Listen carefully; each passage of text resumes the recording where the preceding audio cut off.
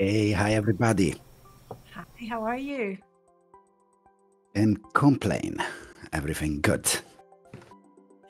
Well, this is not exactly how I had imagined you. No, indeed, this is my true form, but only in the weekend. We should we should have known. You know what? Like I prepared a thing like this. It's just not nearly as cool as you. Not by any measure. So I have a plan B. The only thing that can maybe work is this. How is that? That works perfectly, I would say. That works perfectly. All right, I'm gonna start playing with my camera and do my job properly here. Welcome on in, everyone. Vegetto, hello. Hey, It's lovely to have you here. my pleasure, my pleasure. And we're going to talk about models and Niscope, right? Correct. Today Excellent. goal would be to explain a bit, indeed, of how modeling works, starting from the basics of Niscope. So possibly we are going to look how to modify models, apply textures, change UV map, and so on, so that all of us can properly master the basics of it. There's questions in the chat. Are you using a voice changer? No, I'm not. That's actually Even my voice. gifted with a natural, beautiful Khajiit voice. Indeed, came out from the fabric, from the factory, like this. If you want to share your screen, we can get started. Sure. I'm ready to go. I'm going to take some notes. Chat, feel free to drop your questions. We'll try to answer all of them. And let's get modding. So you should all see my screen now. Yes. With the Niscope, perfect. So first of all, what is Niscope, right? And what are we talking about?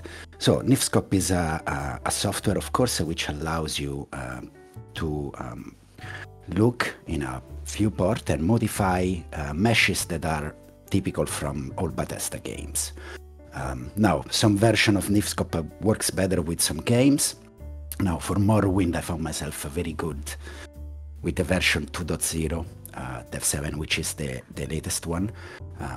But you can try different releases till you find the one you like the most. All of them can be actually taken from GitHub. Let me see, I should be able to, paste the link. There you find all the release of Niscope. Again, this is the latest one and it's pretty good. So in this specific case, now you already see the object. I will reload it later to show how to do so. But in general, the first step to do when launching Niscope is to set it up. You do it from here, from the options, settings. Here, it's quite important that you go on resources and you put the folder for your data files. This will allow Niscope to immediately see where your textures are.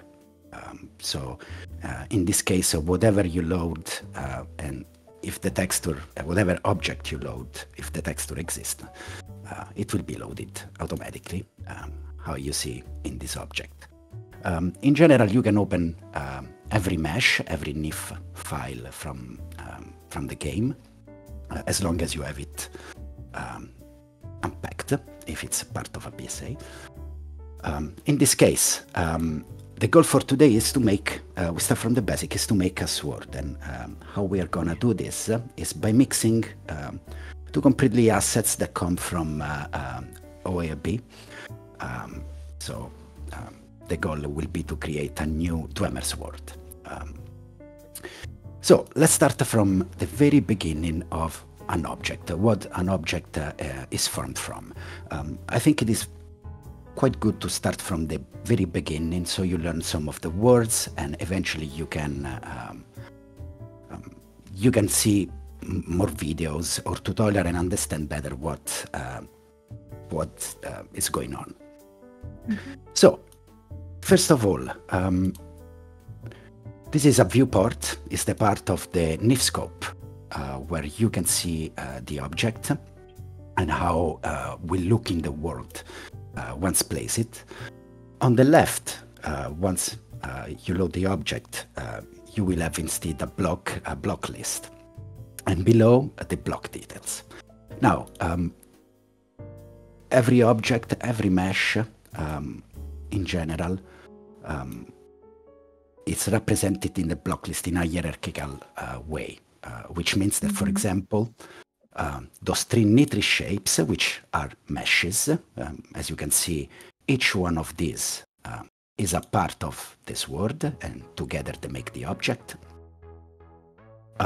They are here on the block list, all hierarchically represented under the main node machine. So the main object is the main container of those objects is this node. And in fact, you can collapse it and as you please, and you will see that those three objects are hierarchically linked to this one.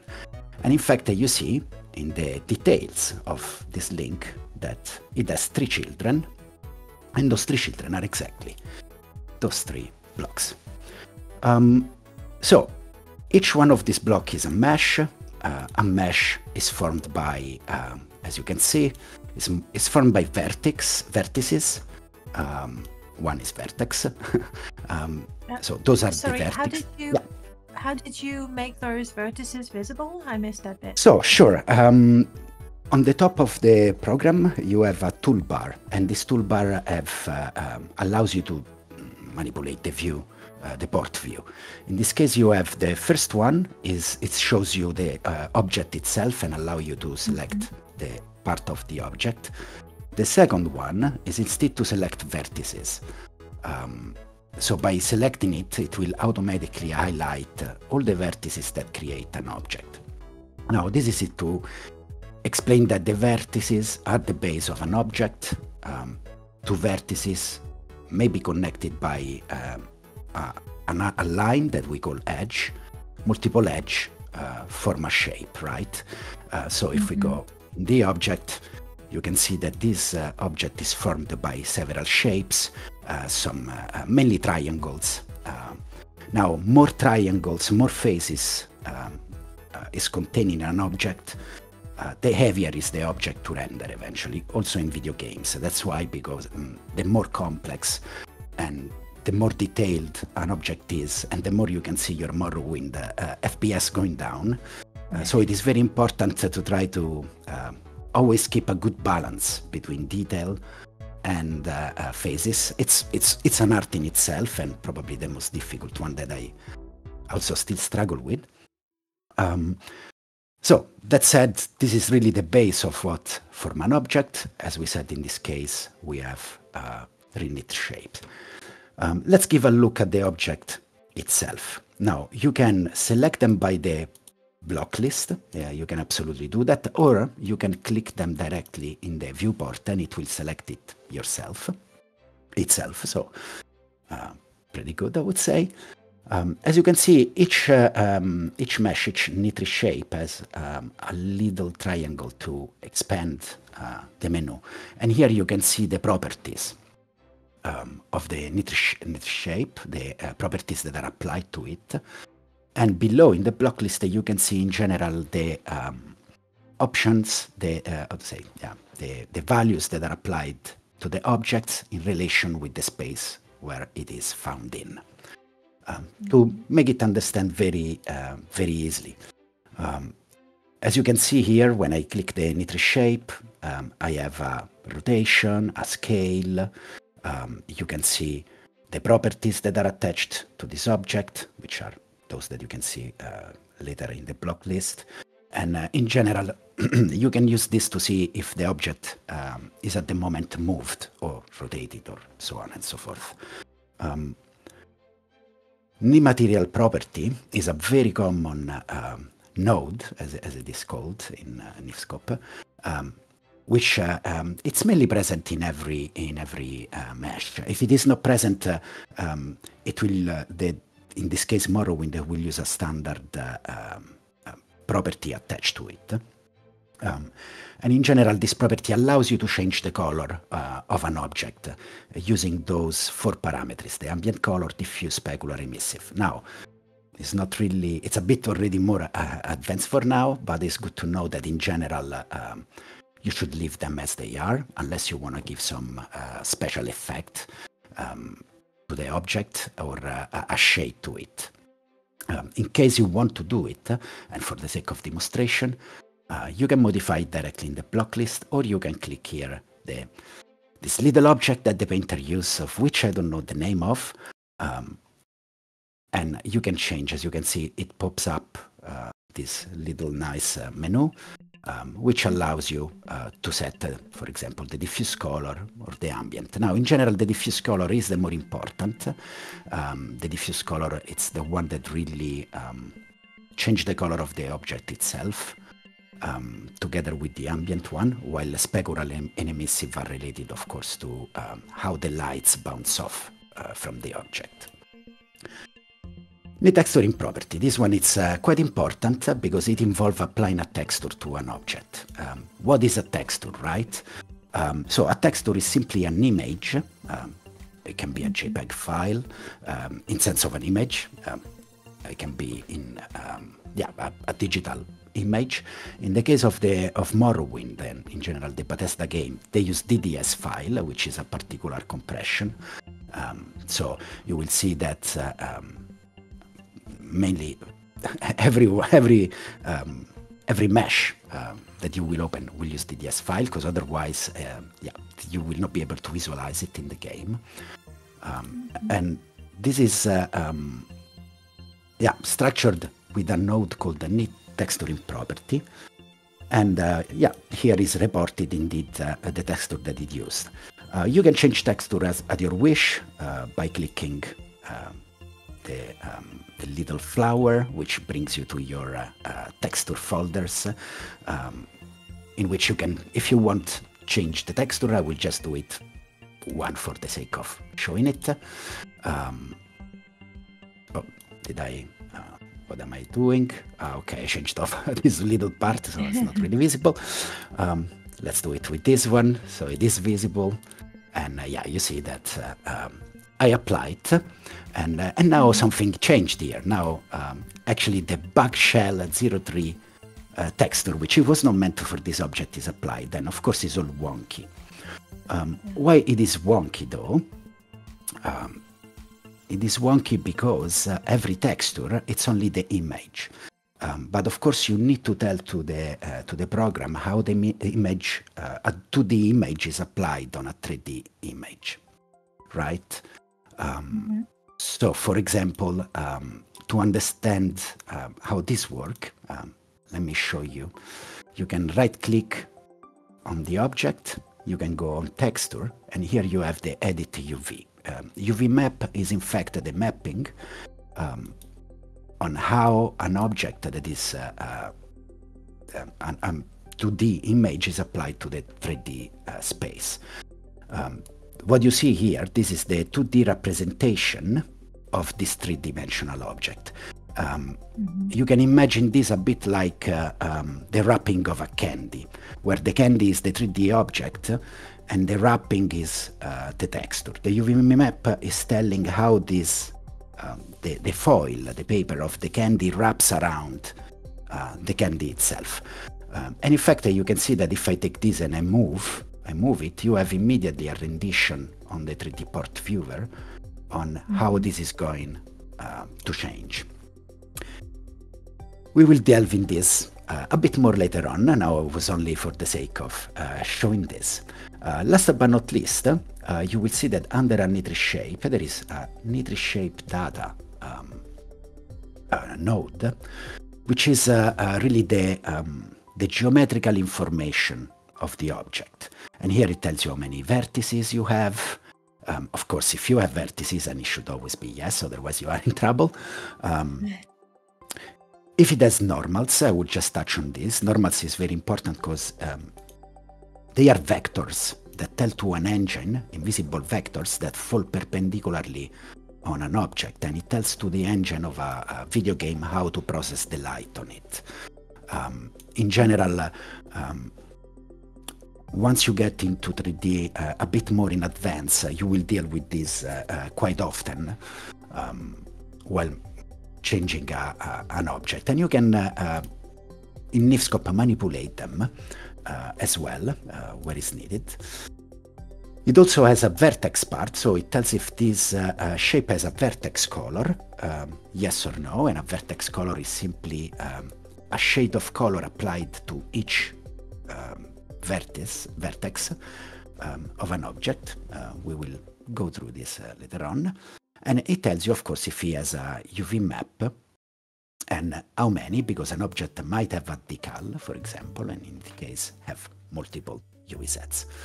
So this is, in the case of this word, all swords, all the nodes that are present.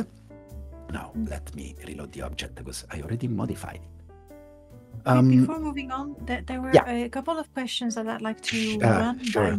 I have unfortunately only one screen, so... no, that's okay. I'll tell you the questions, so you don't Thank have you very to much. worry. The very last one before I forget, can you explain what is a vector? Now, a vector is a broad word and it can mean a lot of things. In general, in this case, it's simply, you can imagine it as an hypothetical line that exercise it exercise a change in the way an object is rendered. So you can imagine that virtually this object, for each face that you see, it has an hypothetical line that falls perpendicularly on it, and it's a benchmark on how the light will be affecting the object in a 3D world. Now, again, I suggest to look at the word vector because, of course, it has a very broad meanings because it's used also in physics to explain movement in general of objects. And again, is a line that is an explication of a force or an applying force on an object, or on an object. That's how I would define it. Thank you. We were looking at the texture properties. Yes. With the ambient diffuse, and you say diffuse is the one that we might use more. Is it the one that is going to make the object glow a certain color? So in the case of not really glow, in general for glowing it's more the emissive and specular, though glowing in Morrowind is achieved in a different way. You really need to prepare a glowing texture, something a bit more, we can do in future episodes how to do it. In general, so we need to imagine that diffuse as a word, in general in the word of image, digital image or 3D modeling, the diffuse, it's the main texture.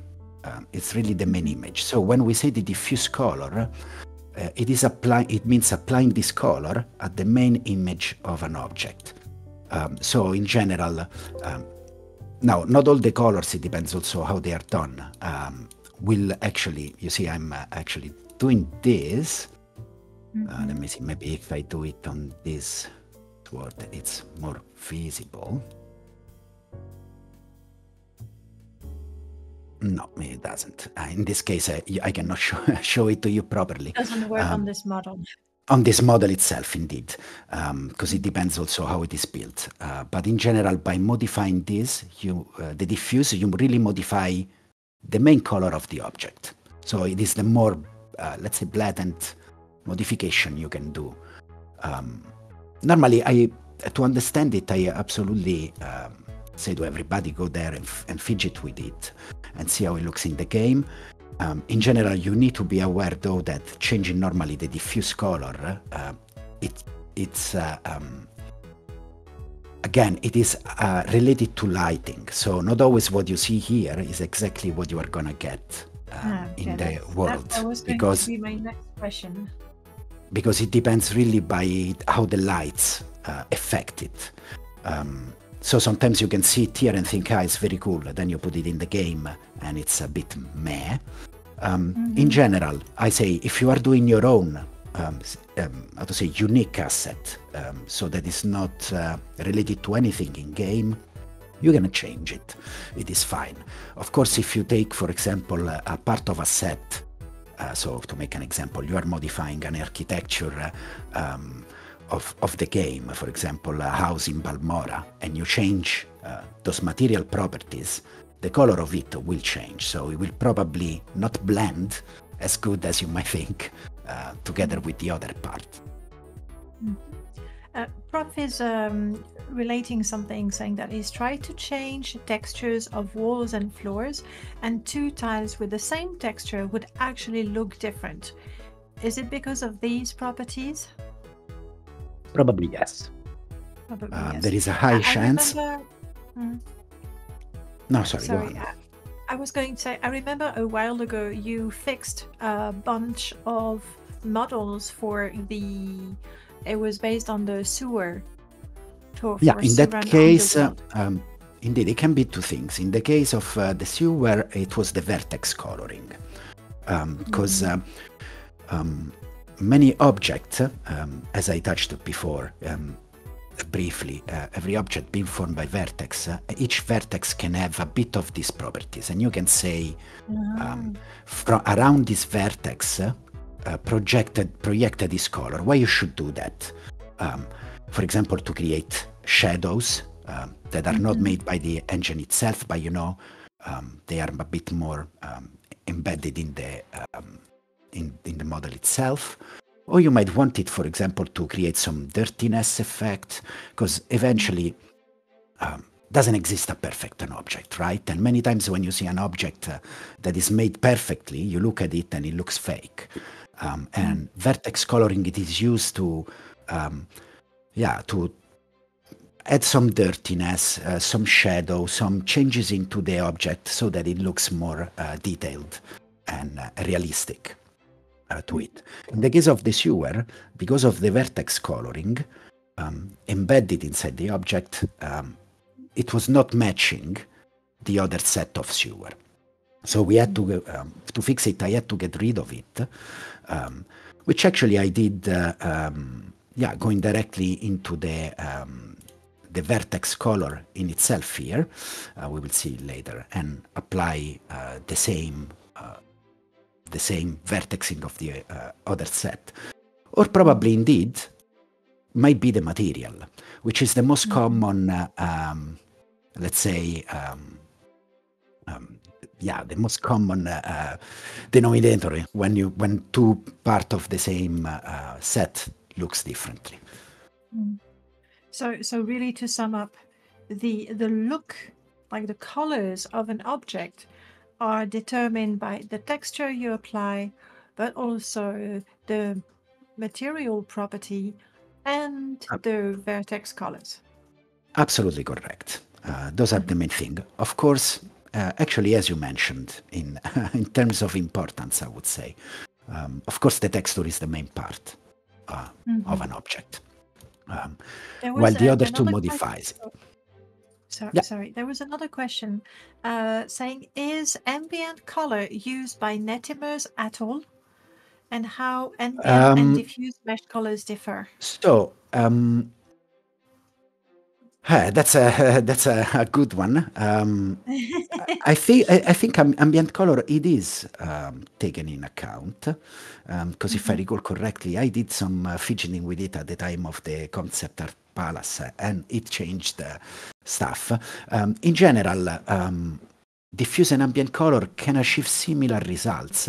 Now, if you ask me exactly the difference between the two, I would not be able to answer it, unfortunately. There are, I once knew, I forgot about it, honestly. There are, you can search for it, and of course you can find it. But I remember good it does. Actually, what is not really rendered in Morrowind itself, it's more the specular color, if I recall correctly, which is not taking in account. I have one last question, because I see here the alpha. Yes. That is to the maximum. And now, I did notice, depending on some models, the alpha would change gradually, going from full color to invisible, and sometimes it does nothing at all. Now, that's because the alpha, for really work, it needs another node to work for, to work with. In general, alpha, what it means, an alpha is a channel of transparency. So mainly what you are doing here, you are saying to an object how transparent it is. But you need to do it, of course,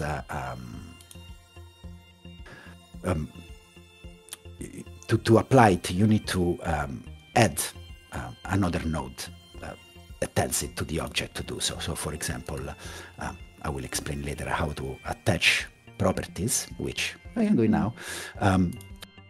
You can create properties, so you can copy and paste properties between objects in Niscope, which is pretty cool.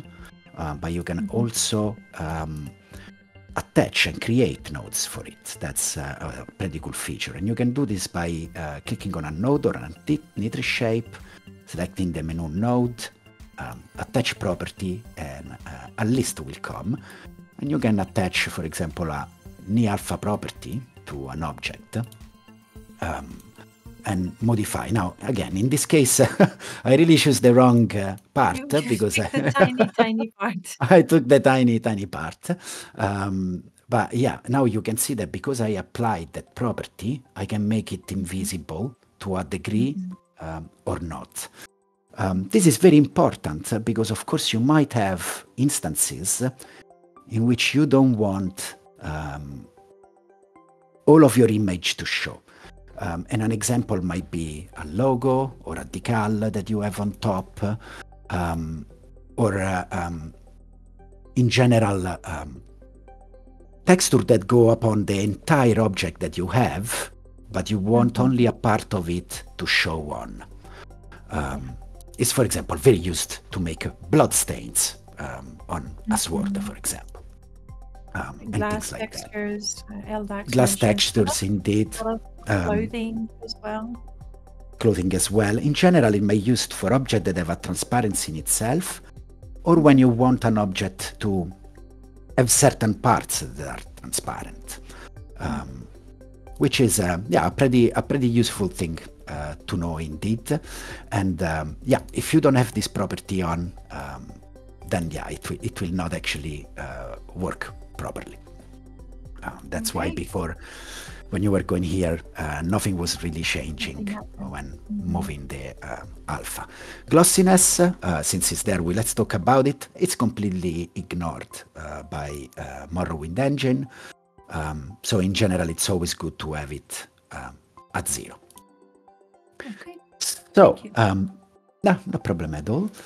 So I think this closes more or less the main, in this case, the main structure of what Niscope looks like. So I would say let's start meddling with our objects. So in this case, for my little show of what can be done, I prepared this machete from OAB, which you can see it's very rusty and so on. And I'm gonna mix it with this Dwemer sword and change it, combine them, and change them so that we have a unique new sword for us to play with. So if we give a look at this, so you can, first of all, you can open 2 different Niscope instances, and you can copy and paste objects and properties, pretty much anything. Between two different windows. Now, sorry, this window still have a little font. I will change a bit the font so everybody can see this better. So yeah, for example, just for the sake of showing, I can take a block, an object, this nitrous shape, which are those three emerald here. I can right click, you have block, you can copy this branch, you can go in the main node, right click and say paste this branch, and you will see that now this object has been copied into this other object. If you don't like it, as I don't, because of course it would need manipulation, and that's not the way I want to go, you can right click on the object, block, remove branch. Now, looking at this, I see in the menu there is copy branch and just copy. What's the difference between the two? So when you copy a branch, you are copying the main node and the subvalues of it. So in this case, it's the material property, the texturing, and the nitrous shape. If I only copy this and I go to actually paste it, in this case, it looks invisible because it only applied the geometry, but there is no texture, there is nothing. So in the render view, you cannot even see it because in this specific case, it's completely invisible to the eye because it doesn't have any property attached to it, not even a texture. So in case you need to move a full object with all the properties, you need to use the copy branch. In case instead, for example, we want only to take a texture property of an object to another. So I make an example. I can take this handle, I can open it, and it will show his texture property. And I can copy it. I can go over on the other model. I can go on this handle, for example, and I can remove this original texture property by right-clicking, block, remove branch. You see it loses every information about the texture, of course, because I just removed it, so it becomes completely blank. But I can then right-click the same shape, paste the branch, and voila. It now has applied the same texture that is actually part of this handle.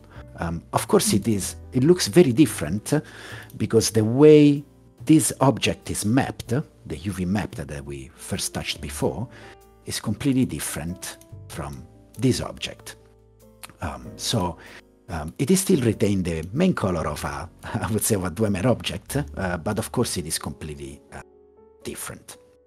But it's good to show that indeed you can exchange between nodes all the properties.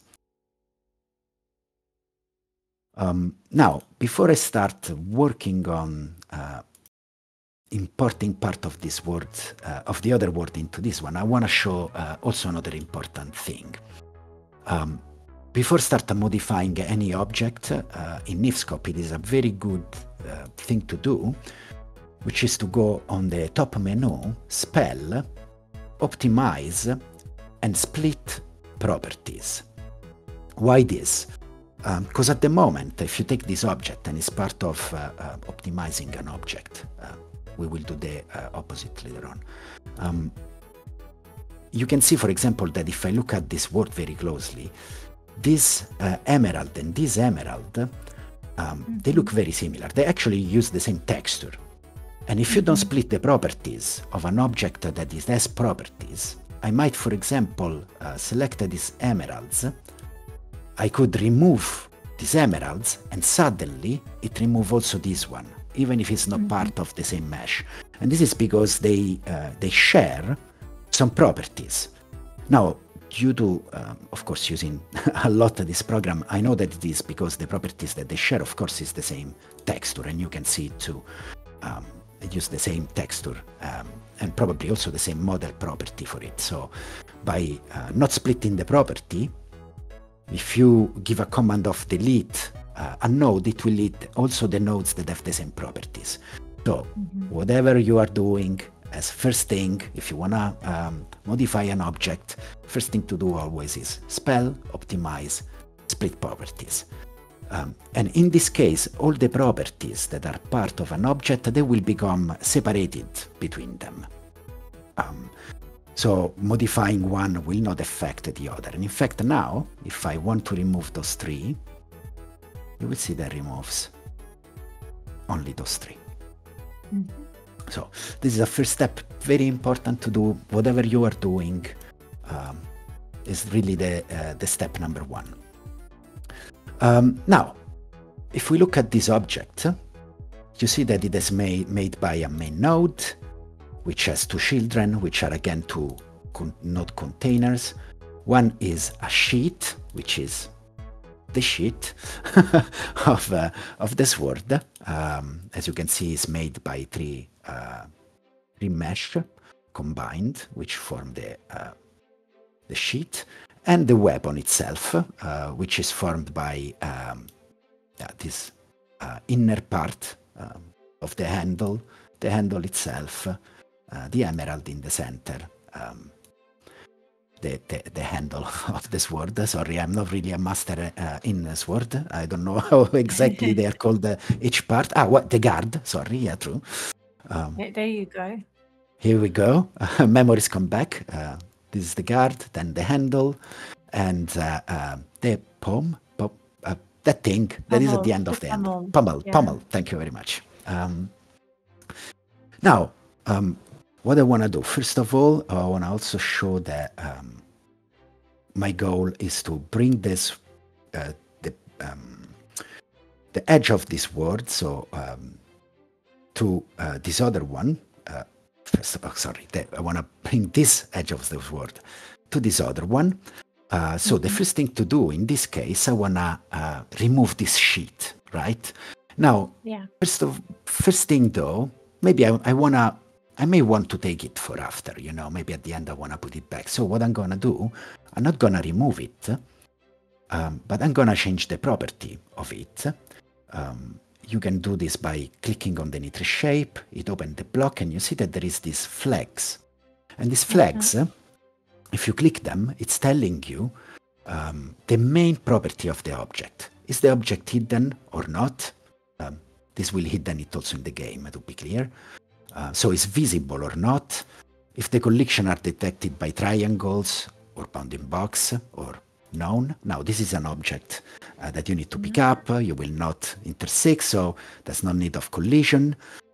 Also, to be clear, normally in Morrowind, in the vanilla engine, collision are made by collision nodes.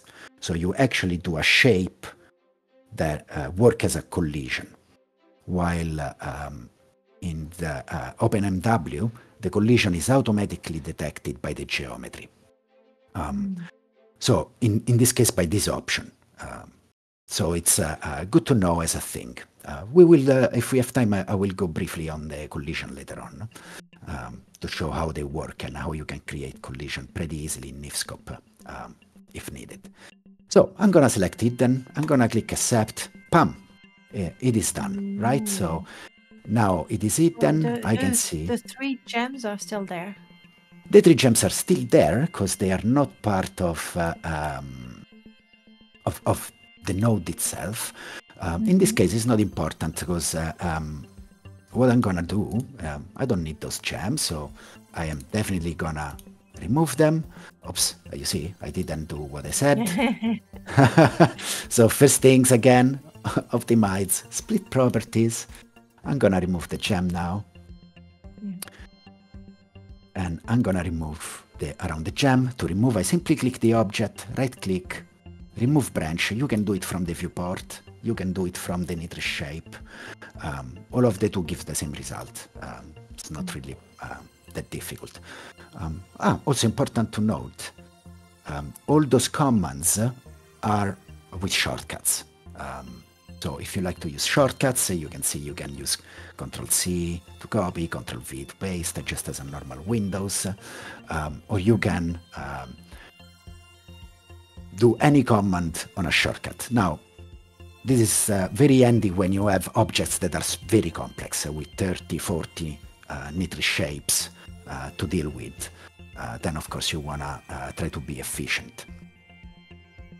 So let's reheat then our sheet here. And here it is. So what I'm going to do, first of all, I am going to remove this nice sword. Before I do so, though, I want to remember the texture it uses, because that's the texture base that I'm gonna use. Why? Because Dwemer swords use specific pattern, and in general, I would say in Morrowind, every house, every faction is use a specific color, a specific set. So it is good in this specific case, for the sake of keeping everything with a bit of realism in the world of Morrowind, to use the same same texture for the blade. Mm-hmm. So what I'm gonna do, I'm gonna simply take the name of the blade. I literally double click to edit the name, right click, and copy the name of this texture, and so that it will be reminded by Niscope. Then I'm gonna click the object, I right click, block, remove object, and it is done. There is no how you call it, help, I don't know how you call it, this part of a sword, you call it the blade. The blade. Oof, guys, I'm getting old. we didn't know we would be quizzed on the anatomy of a sword. Yeah, well, indeed is that I've run everything in my mind, but in my mind I didn't have to name them in English. That said, this is instead the sword I want to import in. I don't want this rusty thing, of course, so since I copied the texture, I'm gonna go into the new texturing property where the texture is named, double click, Control V, so I paste the name of the other texture, and voila, it is applied. Beautiful. Now you will see it looks wonky, it looks terrible. Absolutely it does. And we are gonna now change the UV map together, so that we are gonna fix this. And we are gonna be able to use the texture of the sword properly. Why this looks so wonky? Because if I right click it and I go on texture and edit UV,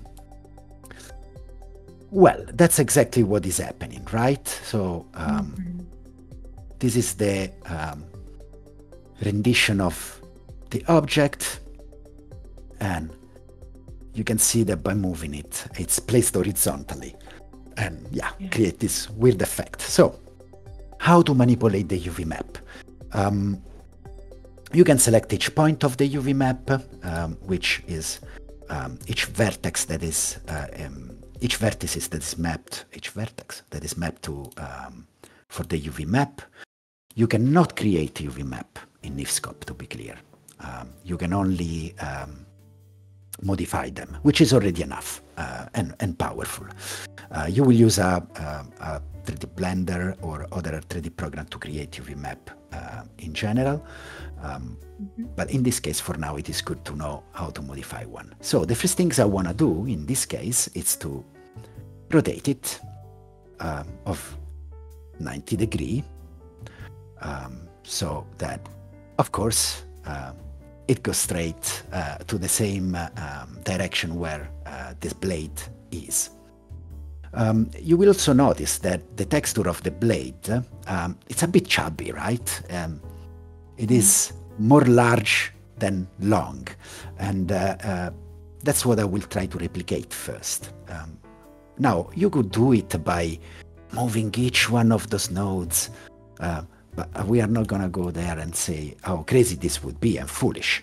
While you have an option by selecting all the nodes, which you do by simply, like in Windows, right? Keeping your left button. Click and drag. Yeah. Click and drag, so you select it. You it's a bit fidgety. Sometimes you don't really find the point, but you need to select one point so that you see it becomes the little hand. You can right click and you have scale and translate it selected. Now this, it's what allows you instead to scale an object. If you click it, it asks you to scale it. And an important option is to uniform scaling or not. So uniform scaling, of course, means that if you change the size of the x-axis, so the horizontal or the y-axis, it will keep the same ratio between them, right? Scaling them at the same level. Instead, if you remove the uniform scaling, you can change one of the two. Now, as a first step, I would say I can definitely scale it. Let's say 0.6, still a bit too big, I would say. Let's do 0.7 on a 0.4. That's important to say. Unless you go back in the scaling you have done, every time you do Sorry, how did I go how back? Did you go back? Was that Control So, Z, like in? It's Control Z, indeed. It's the same commands as Windows, so you can use Control Z to go back, Control Y to go forward. What I wanted to say is that every time you make a scale and the scale is applied, for example, now I'm saying make it the half of it at 0.5, so the half of the size, of the original size. If now I say to resize it again to 0.5, of course, it will apply the 0.5 on the already scaled object. So, turning back on our original, I would say that therefore this is probably something like 0.4. And yeah, now you can see, let me do this for the sake of showing better the model. Now you can see that, yeah, it's better, right? And I can move it around. I would say that we can make this a bit more chubby, so I would say we do this 1.3 and probably a bit smaller on the top, like at 0.8. And now, yeah, we have it. And I'm gonna align because I like it. You see that here we have a middle line. I'm gonna align it to the edge. Voila. Nice. It is done. So now we have the texture that was of the Dwemer sword applied to the machete. It looks good enough to me. So I would say now I can take this object. Now again, you can right click the object directly, or you can do it via the block details as you prefer. You can click block, copy branch. I go in the other Dwemer sword, and I'm gonna import it in. I will use the node of the weapon so that everything stays nice and tidy. Its blade is part of the weapon. And I paste it and voila, it is in. Now, it's a bit small, I think, and we need to do some positioning of this blade, I would say. So let's start with making this blade larger. I don't know, Dana, if there is any questions, because I'm not watching the... Well, actually, now that we're looking at the sword, there was a question from Detail Devil that was answered in the chat, but it's good to have it there. Detail wanted to know how we can place, or where we should place the sword so that it goes in the hand of an NPC in the game. So it's not really about the texture, but it's about where we need to place it. No, indeed. there is not really a point on where to place it, in the sense that, in general, as you can see, the object is placed on a plane. And the place that is in the plane, it's where the blade is going to be. So in the case really of a sword, you will have to, a good thing to do, for example, is to use an already existing sword to place it in the same place, right? And then it will work already out of the box. But it is not something that is manipulated from Textor. It is literally where the object is placed in the 3D space. And it needs to align to the point where the hand of an NPC would be. When the hand, exactly. Which is roughly... it is a standard. Yeah. Exactly, which is roughly here. So it is a standard position. So by using a reference of another sword, you can then achieve it. You can be good to go. Quite easily. Detail is asking, do helmet need to face the green axis as well? Does helmet... So... I know you don't really do armors, but... No, but I did some stuff in the case of the Teleron Chronicles, which I learned a bit of how it works. Now, to be clear, indeed, armor is not really my segment. I didn't really explore it. But I would say that when it comes to an helm, it is more or less the same principle. An helm has a specific place where to go. And if it is the right size and in the right space, it will just be anchored to the node of the head of the character. I did this with now not really a piece of an armor, but with a collar, but it worked, and I would say it's the same. In that case, you anchor though an object to a specific part of the body.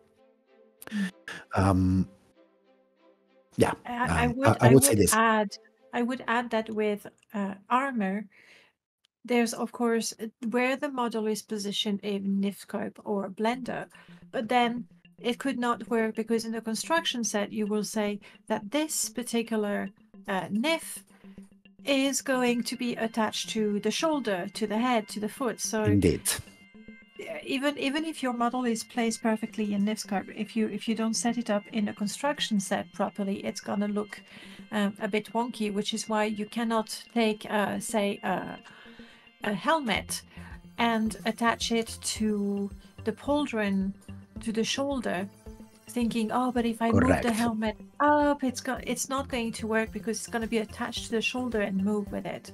So that's a little bit correct. Because it is tied to the skeleton of the object itself. So it is not something that... Yeah, sorry, go ahead. Go on. No, I was saying that indeed in the case of the armors, there is the object of the object itself, which it's when, for example, you find the helm on the ground. This is an object itself. When you put it on yourself, it becomes anchored to the skeleton of the character. And when I say skeleton, I literally mean the skeleton that is used for the body to animate, which can create wonky things. In that case, it's very specific, the creation of armor, and it's something that we cannot cover now because it's a bit more expert level. It would take a bit more to explain it. But it is possible, but it gets a bit more knowledge. And also in general, when it comes, for example, to body, then you will have also to skin mainly the armor upon the NPC to don't have it floating around in impossible ways. So it's not that, unfortunately, it's not that direct as making an object in general, such as a construction or a sword. I have a request in the chat, and I want to see it happen. Can you make that gem glow? Can we make it shine so that in the game it glows, maybe in the dark, I guess? So, can we make this? Yes, we can. Are we gonna make this now? I don't know, depends by the time. But in general, it is because in Morrowind, to make an object glow, you do this via texture. Mainly, you create a glowing texture, which is a special image that go impressed over the normal image and tells to the program which part of an object will glow.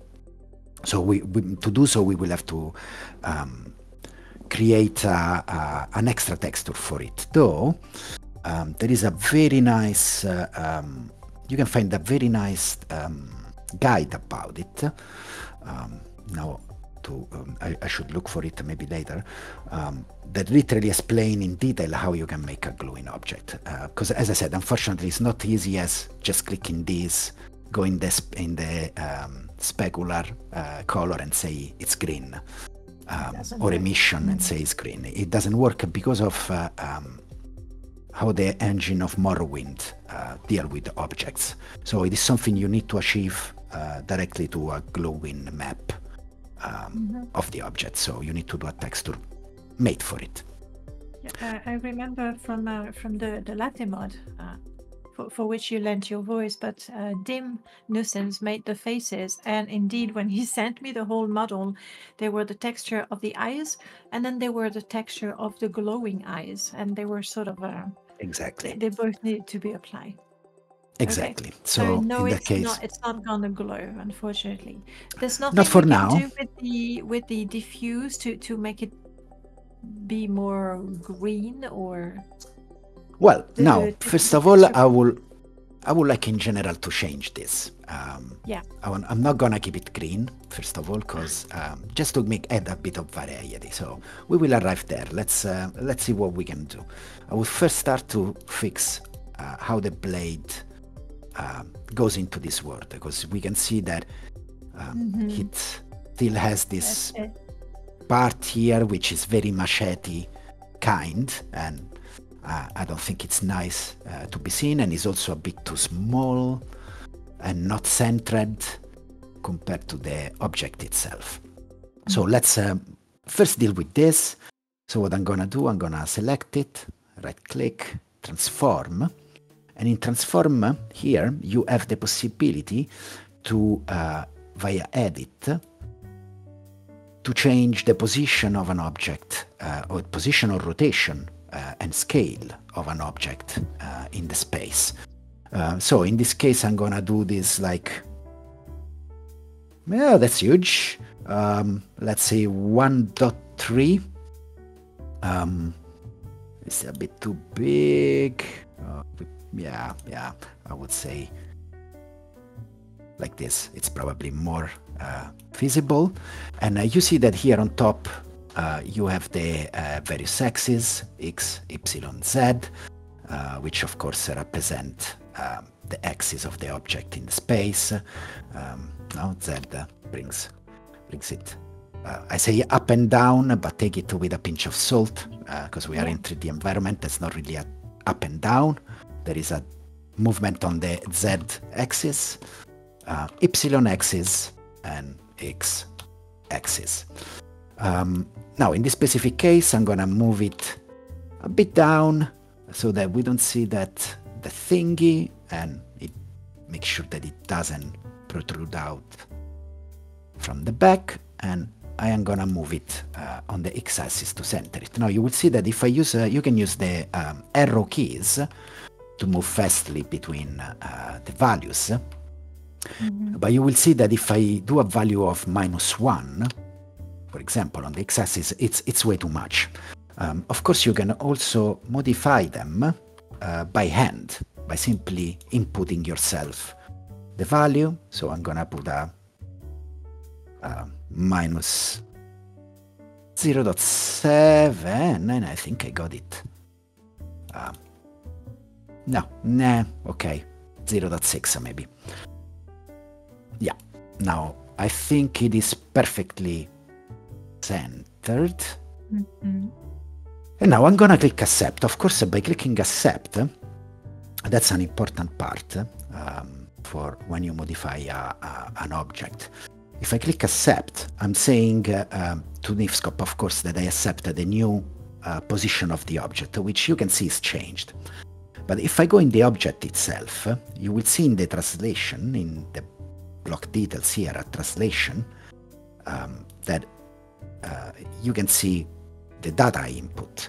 And if I again right-click the object and I go on transform and I edit it, you will see that it still remembers all the transformation I have done, which is good, but you need to make sure that once your transformation is finished, and in general you finished modifying the model, it is, I would say, imperative.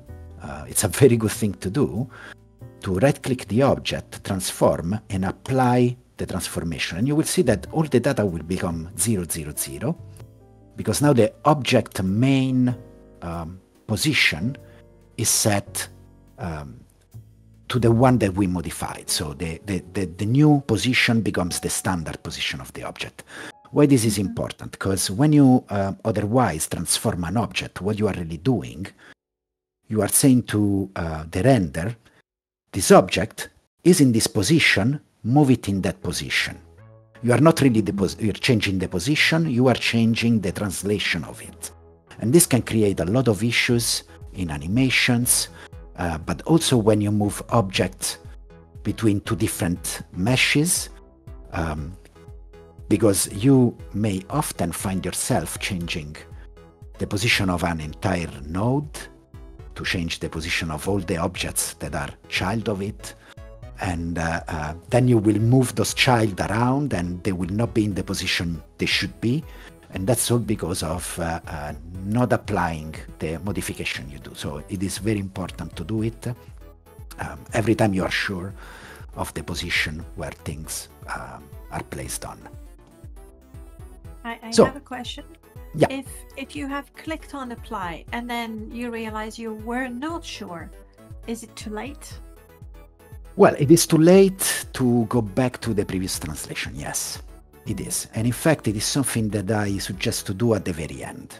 I did it now for the sake, also I'm quite sure, because I did some tests with this word, so I'm quite sure, but in general, I think it is good to apply it all at the end, but it needs to be applied. It's also a good habit to take, because if in time you get passionate and you want to explore Blender, in Blender this becomes even more prominent as a thing, that every time you move something, you need indeed to apply the transformation you do. This of course doesn't... Yeah, sure. Maybe it's a silly one. We have right-click on the render window, we did transform, we fidget with the X, Y, Z axis and everything. Could we do that from the left panel in all the data? Yeah, absolutely. You can indeed change it from here. As you can see, I am now selecting the shape from the block list. I can go here and I can change it directly from here. I can change the rotation directly from here, and so on and so forth. In general, we don't see it, but you don't see it. Yeah. Correct. You don't see it happening in real time. The good thing of doing it via the viewport is that you have a rendition of it live, which it's quite handy, of course. And what I wanted to say regarding this, there was another thing, but now I think I forgot. So sorry, let's I move forward. No, it is fine. It's fine. If I don't remember it, it's probably... what I just wanted to say is that, of course, even if you apply it, doesn't mean that later on you can change those parameters again. I could change this word and make it again smaller and so on and so forth. But of course, it just forgot. I don't have any more the modification that I did before. Now, in this specific case, it doesn't matter because it's a pretty simple object. But there are instances in which one object, for example, you want to remember your x-axis because you want all the part of an object to be on the exact same axis. And in this case, it's always good. That's why I say modify the things, but remember at the end of your modification, then you go on each tree shape, and you apply transformation to make sure that then they render as they should in game. So wait until the end when you're done with your model and then apply to make sure all the changes are saved as they should be. Absolutely correct. That's indeed the way it does.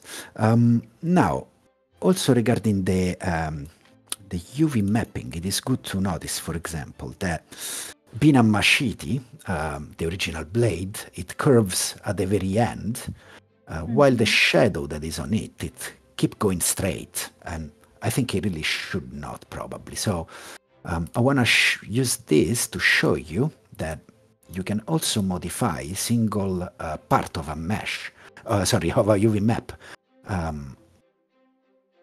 via Niscope. So, for example, in this specific example, I want to change this part. Now, when you see the model, the UV map itself, I do understand more or less. Now, sometimes can be more complicated than this.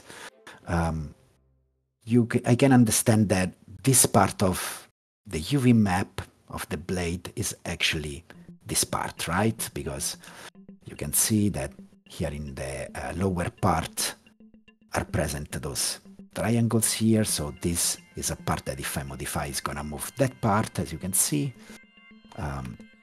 And what I want to modify, it's just the very top. And so I'm gonna modify the part I want to change, which is probably this part, and just put it a bit back, and depending on how you see it, maybe a bit forward. So this is the original position. I'm gonna just put it a bit, yeah, like this. So now you can see that this shadow also curved, because I'm telling to the UV map that there is actually a curve, and so it changed correctly. Be aware, if I close this window, the UV map change, it's done. There is no Control Z. In general, in Niscope, in the moment you do modification, there's not really a Control Z.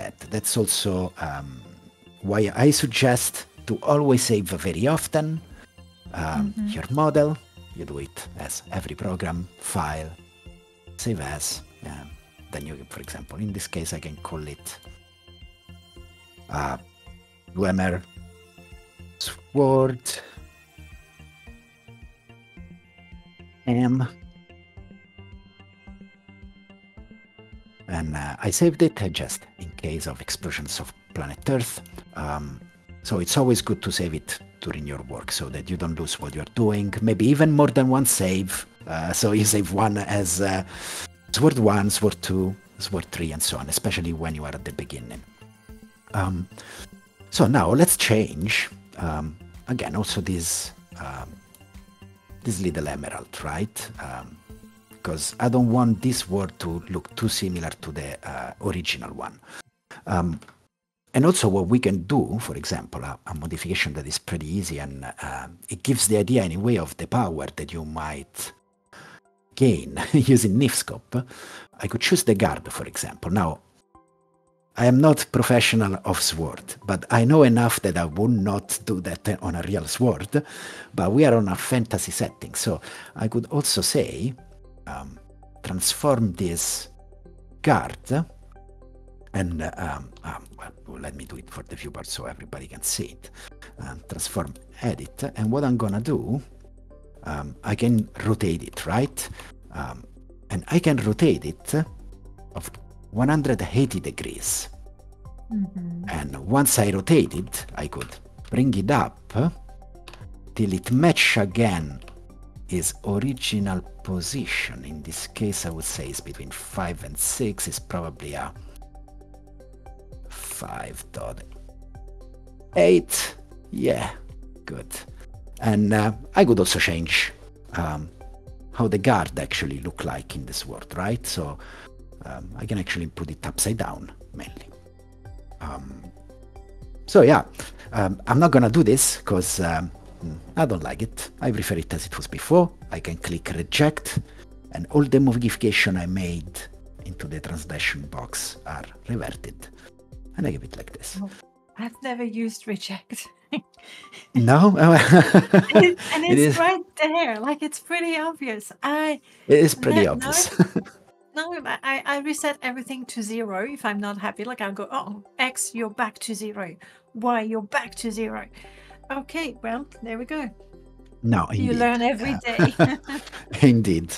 Now, if we take this emerald, I click on the nitrous shape, as we said before, texture property. You will see that it used the texture emerald 00. Now, let's find, is a vanilla texture indeed. Now, I use, of course, Morrowind enhanced textures, so it looks slightly more detailed, but the base is the same. Now, let's see, I will use instead the thumbnail rebuild, in this case, a thumbnail rebuild texture, which is the sapphire, because I like sapphire more than emerald. I'm not aware, correct me Danae if I am incorrect, I'm not aware of a fixation of the Dwemer for the emerald, in which they would use only emerald. It might be. I mean, I'm not so much into lore, but I haven't seen much of it. I don't think it's really that specifically said, so I think we can use a sapphire without getting... It's our sword, our mod, so... It should work. We are not gonna get, I hope, any purist angry about this. So I put the emerald. There might be someone, what are you doing? But yeah. And now it changed, as you can see. Easy peasy. Now I can... It's pointing directly to my hard disk from the Textor TR. This will work. If you want to be sure, you can also just use... no, in this case not, because it's a subfolder. So that's maybe good to say. It's good to point always using this to your texture, which must be in the texture folder of Morrowind. If you point to other text or to other image that you have in any part of your hard disk, it will actually link it to the path of your hard disk, which means that for any other person that opened that model, he will not be able to see it. Now, I don't have a DDS in other folders to show this, but believe me on my word. So make sure that your texture are inside the texture folder. If they are in subfolder of the texture folder, it is fine, as long as you select them directly from here, and then the subfolder path will show. Which is why the very first thing that you showed at the beginning, teaching Niscope, where is your Morrowind and where the textures Indeed, are.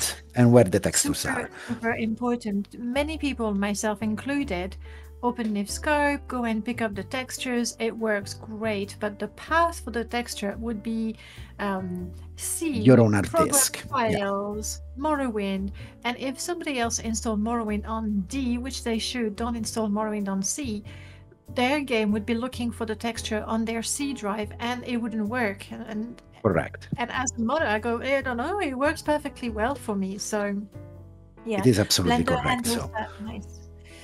It is very important to, as I said, in the settings, you set your resources in the data file. Is auto detect good? I think when I use that, it looked for Skyrim and Fallout and Morrowind. Exactly. The auto detect, it's very good for the modern Bethesda titles. It will indeed find it, but not for Morrowind. This is something you must do manually yourself. There will not be, unfortunately, another way. Back to our gem. We changed it. I am gonna just check that the UV is fine. Now, I want to show another thing. Maybe that is it can be handy when doing changing UV maps on models. You will see that if I look at the general map of this emerald, my UV map only covers a very small portion of it. I can definitely make it larger. It looks very low res. Exactly, and it will look very low res because it is zooming in. It is literally taking a small portion of the texture to represent the object. So what I'm gonna do, I'm gonna scale it of a size 3, and you will magically see now that it is improved. Now, depending by the mesh and by the texture, not the mesh, you might want to oversize this. Now, I don't think this is the case, but let's say if it's a wall, for example, where the texture is simply really the texture of the wall itself, you might raise the detail of it by augmenting the size of the UV map. In this case, it might become obvious if, for example, I size it 5 times bigger than now. Now, of course, it's repeating the emerald itself. But let's imagine that this was not an emerald, but was really a flat surface with just some little detail. This will work properly and will give you a very high-res kind of image, which is at the end what we did in this example by multiplying it and making it bigger on 3. Effectively, you're tiling the texture. Exactly, in this case. UV map that goes beyond the original texture. Exactly, you are gonna tile it. Now, in this case, because it's a specific, is a sapphire, and it has very detailed texture, how it is made. By tiling it and making it bigger, it will show really the seams between the tiles, so it's not gonna work. But on a texture that it's like a wall, I say a wall because it's a good example, which is very, it is not detailed. It is, how to say, pretty conform in its way. You can use this to raise the resolution of the image itself, or at least it's something to be aware when modifying UV maps. So now I changed the sapphire. It's pretty cool. Looks decent.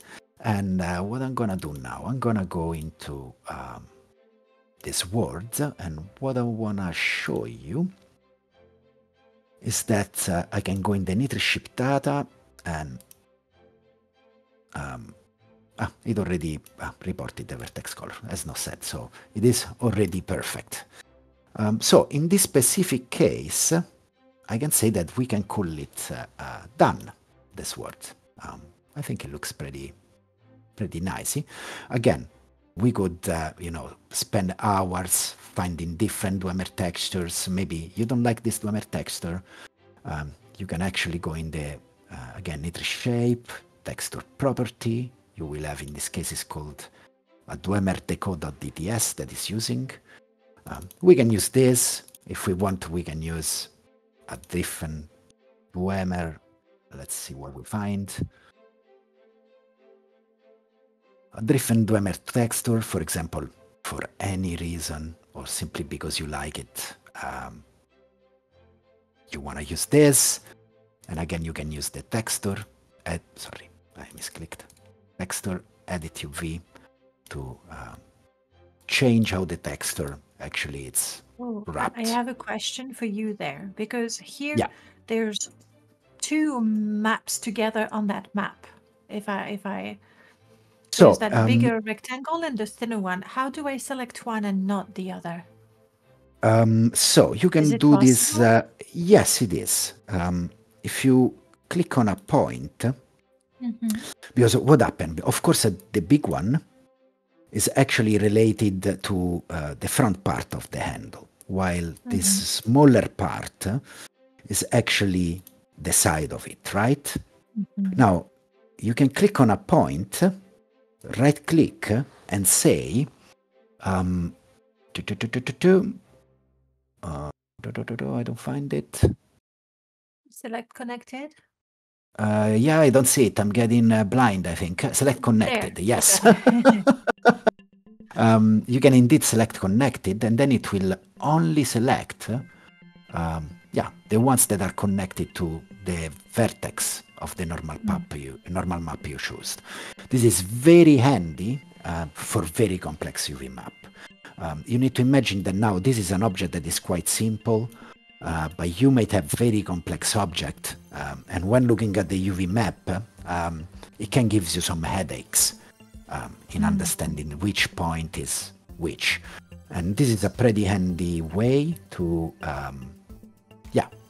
to do your things properly when it comes to UV mapping. Now, regarding our SWOT, yeah, I would say we can use the texture or whatever. Let's leave this one for now. It's anyway pretty Dwemerish according to my standards. Now, it is I would say that essentially what we're doing now is giving people the ability to experiment and create loads of things.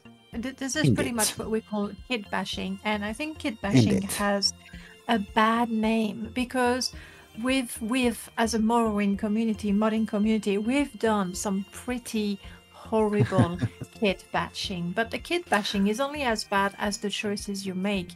If you take the time to look for the good texture, if you can make your own textures, brilliant, go for it. But if you take the time to look for the good texture, tweak the UV map to make it nice and clean, be creative, then you can really make some really, really good assets with just these few tools, which are copy and paste bits of a model, move them around, flip them around if you want, apply a texture, move the map around, and just with this, which is fairly simple, I mean, it's simple enough that I understand it, you can create so many things.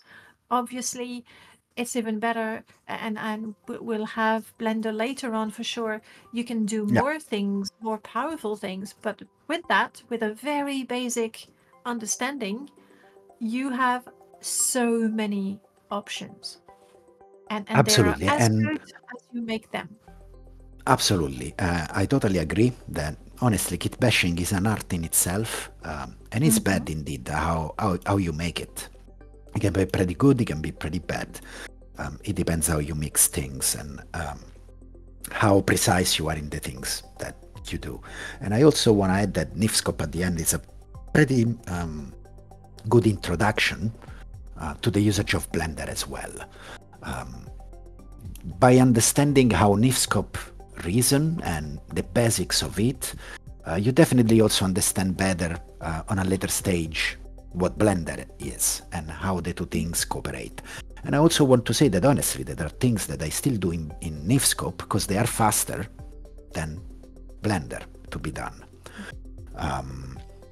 If I want to, for example, flip faces of an object, or if I want change, or just flip the normals of an object, so how it reflects the light, I mainly do in Niscope rather than Blender, where it gets more clicks, let's say. So it is a tool that even as an experienced 3D user, when it comes to Morrowind, you will still find yourself using a lot. So honestly, I think it's a very powerful tool, and you can use it way more than what you might think. Let's say it in I would say that the ratio, the time it takes to learn a few things and the amount of things you can do is pretty staggering. Even though Blender is probably more powerful, you can do greater, more precise things. Correct. Let's say we're happy with this. Let's say we are happy with this. There is some steps we need to. I have a problem with the difference of colors in the metal, but that's personal taste. So I would keep tweaking. I would keep between tweaking. this or which part? All of them. Like we have. it's all metal, and it can be different metal, but the colors are very different. But Yeah, indeed. this is Indeed. personal taste. Like, it's not that it's a bad sword, it's just taste, colors. So let's say Yeah, we're indeed. very happy with that. Indeed, in this case, I would also not use this for the guard, definitely. Yeah.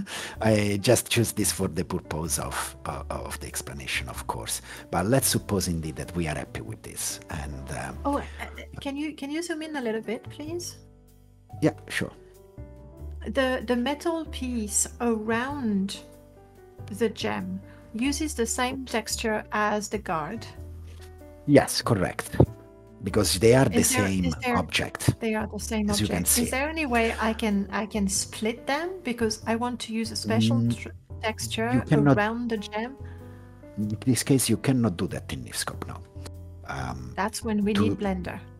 That's where you need Blender, unless you can actually may achieve it by changing the texture itself, right? Yes, you can actually use this texture, make it different, and literally draw on the texture where this UV map project this ring and make it different. But for Niscope, as much as it can, it's a powerful tool, it doesn't allow you to separate objects if they are merged. Once they are a unicum, they are a unicum. You can do that pretty easily on Blender, and then divide them. And in that case, then you can of course apply two different texture. But this, it's a bit more advanced. We could achieve it with a different texture. Is that the principle of what is called Atlas texture, where you have a texture and a part of it is the gem, Exactly. and a part of it, like if we look at the textures of a face, there's going to be a face, and then the bottom left corner, maybe I'm wrong there, you have the teeth. And if you look at the body of the texture of the body, somewhere there's, so that could be achievable with a different texture. Exactly. Let's say I make an example.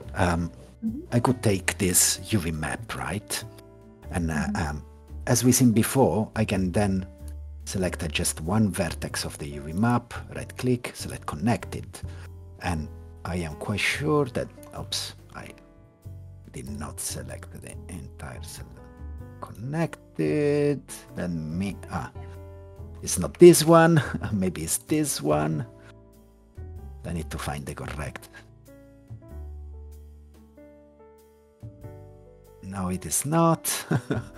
Probably is. That's also something that's a bit confusing with the maps, because there's going to be, say, two rectangles, one on top of the other, because one is indeed. In this case, you can see that it is on top of the other. So what you should do, it's really more select the. Oops, sorry. Let me zoom this a bit. Select this part under, and then select each of the corresponding ones. And by pressing Shift, of course, that's what I'm pressing, the Shift button, you can add multiple selection of vertices.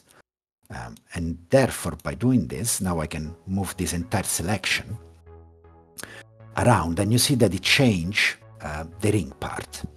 I could, for example, put it at the very bottom of the texture, right?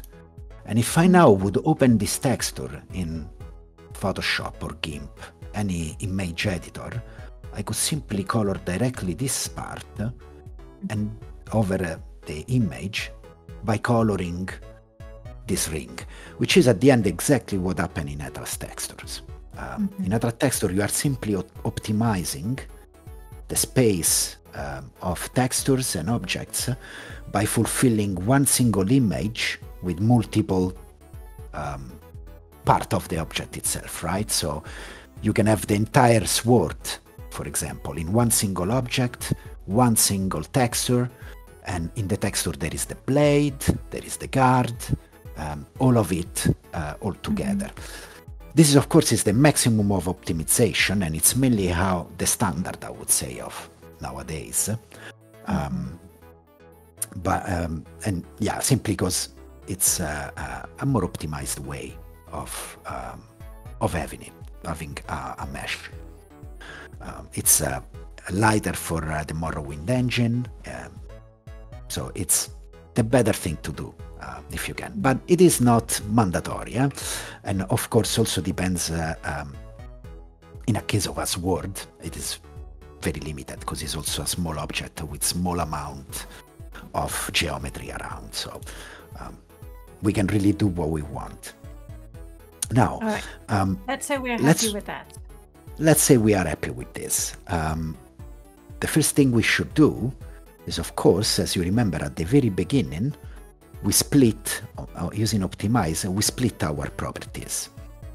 And we want to remake sure that all the properties instead are combined. Why? Because, for example, all of those objects that are making the sword, they all use the same material property. Exactly the same material property with the same alpha, the same glossiness, the same properties. So why should we keep this as separated? So each new material property is actually rendered separately by the game. We don't want that. It's not performing. So what we are gonna do, spell, optimize, combine properties, and you will see that the program tells you I removed 4 properties, which doesn't mean that they removed completely the properties. It simply means that now all the properties of this object are pointing to the same property. So de facto, they are using one single property as a way to calculate the property for all the objects. To the point that if now I change one, it will change. Now in the handle, it works the diffuse color. You can see it changes. It changed, for example, also the handle, because the handle and the guards now are sharing the same property. Right? Now you can see indeed how, right? How now it I'm changed. getting a 2005 flashback. Right? Oh my God. Indeed. I think this is indeed an example of how cat bashing. I think cat bashing got really bashed due to the usage, overusage of those. That's why I say it is not necessary unless you know what you are doing and you have a very specific goal to achieve by changing this colorization. I quite like it darker like that, actually. A bit more dark. You will like it. That. You can indeed do it. Of course, why should you change the diffuse color instead of the texture? It's because you don't want to change the texture, right? Because maybe hundreds of objects use this same texture, Dwemer texture, for any different purpose. And by changing it, you will change it for all the models. By changing only the diffuse color of this model, you can make it darker without, in fact, affecting anything else. Correct? So we can indeed. Niscope has a light bulb up there. Yes. Would it give us a better idea of what the object looks like in game if we don't have the light on it? Is it useful at all? Yes and no. In the sense that, of course, it gives more an idea. By clicking it, what is this? This is simply the lighting in the render view, right? So by changing this, you are changing the way the light is simulated in Niscope. So, for example, you can say, okay, yes, I want it with more lights or less light. This doesn't change anything of the model.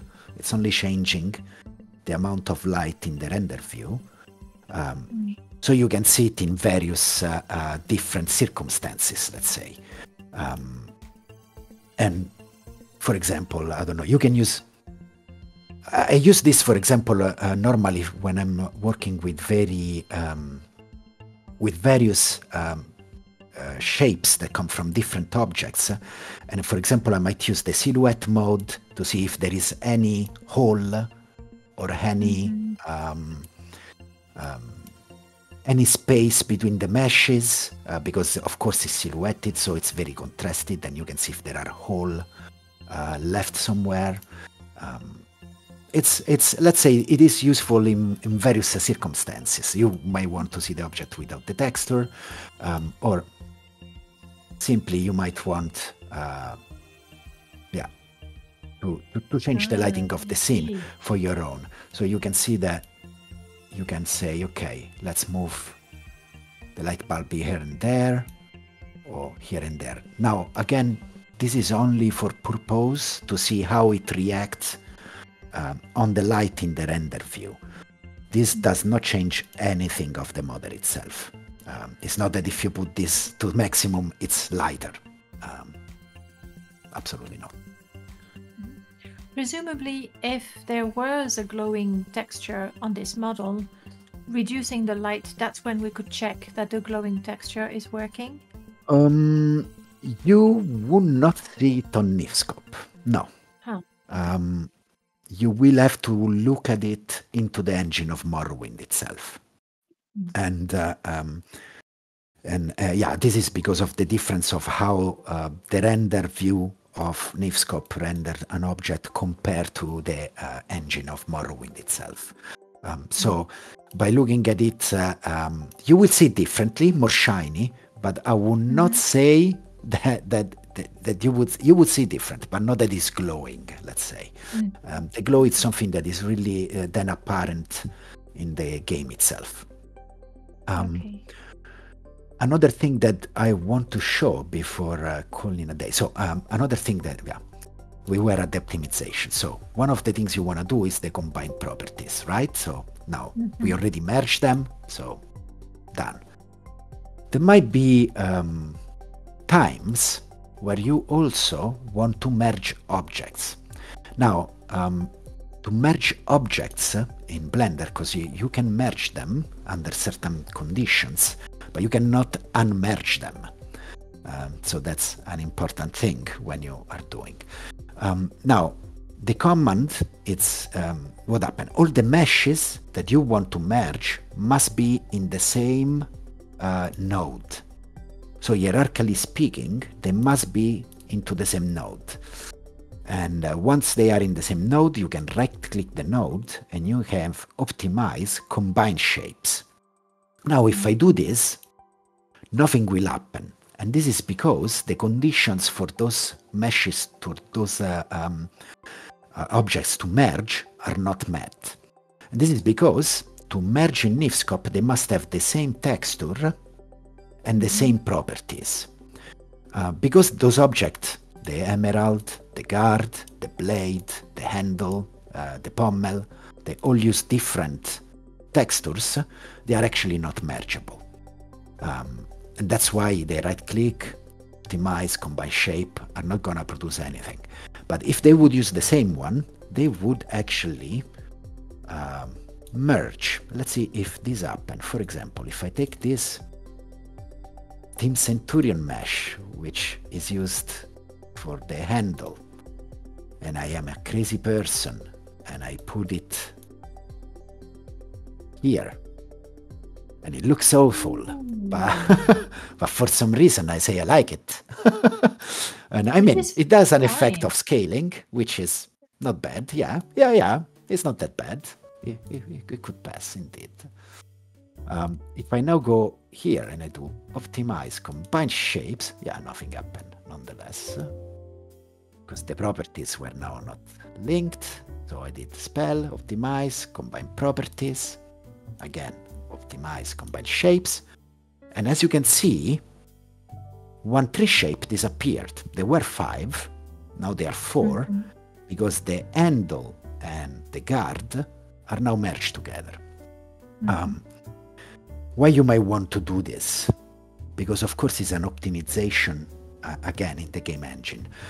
Every time you put an object is rendered inside Morrowind, it is reading those parameters, right? And aside the number of phases, aside the number of triangles that you have, which of course are the heaviest part for the game to calculate, there are also each entry of this, right? So the more nitrous shapes you have, the heavier it becomes, and the less optimized it is. Of course, to be known that now that they are merged, not only you cannot merge, but their properties are shared, right? So now, if I should change the texture of the handle, I will also change, of course, the texture of the card. So, for example, at this very moment, if I now would change this, I should choose an Atlas one, just for the sake of showing, it will change absolutely both, which we don't want. I go back to the Centurion. At this point, much like we couldn't split the texture of the ring around the gemstone and the guard, now we cannot split the guard and the handle anymore. And correct, and also the UV map are fused. So now if you go in the texture and you go in edit UV map, you will see that actually this part is here. This part of the guard is here. So actually, actually all of all of the properties, so also the UV mapping of the two objects that we merged, are now combined. Of course, you can still use the trick of selecting one vertex, going on select connected, and then use this as a way to change the single UV mapping. For example, we might want to really it's at the end we apply the changes we did for each branch. At the end we combine the properties from the top menu. Correct. And at the end we merge the shapes when we know we're good and we don't have to do more. For each node, as I said before, they must be under the same knee node. And if they are not, you will have to painstakingly copy and paste each object under the same node, because you can do that right now. I don't want to mix the sheet because probably I'm not really, I never did really sheetings of weapon, but I suppose that the sheet node is also the point that is used for the mode of sheet. So I'm not gonna actually do it, but you can, if you want, copying another shape, paste it here, right? And then remove it from here, and so on and so forth. Now notice that I recombined the properties. If I'm now gonna remove the one I copied, I'm gonna remove also the original one, because they share the properties. So again, I'm gonna do optimize, split properties. I'm gonna remove the copy of the card that I just added, optimize, combine properties. An important thing I wanna show before we finish is about collision. Now, this is a sword, and as I said at the very beginning, swords do not really need collisions, right? Because it's not that you are gonna step on a sword that is big like a wall. But let's suppose for 1 single second that this sword is not a sword in the sense of a weapon, but is instead part of a statue, for example, right? So it's an enormous, giant sword that is in the hand of a Dwemer statue outside. And what I'm doing, I'm just modeling this sword so that I can put it on the statue. You want to have collisions, because of course, otherwise you may, while gaming, you may actually enter inside the mesh, because what the collision does, they make sure that you as a player, and in general NPC of the game, cannot traverse and enter inside objects. Exactly what happened when you TLC, when you use the console and you TLC through objects, so you remove the clipping from objects. We don't want to clip through things, right? That's a base of gaming. And to do this, you need to create a collision node. Now, what is cool of Niscope? Of course, you could, you could of course create your collision in Blender, or you could take maybe other shapes from other collision points, from other meshes, and use it in yours. But what is cool is that you can also create your own collision inside an object. And you can do that with the right-click command block, insert block. If you click insert block, you will see that an enormous list of different nodes comes up. Now, each node has a function. The majority of them are anyway for more modern games, like Fallout 4 or Skyrim, things like that. And they will not work in Morrowind.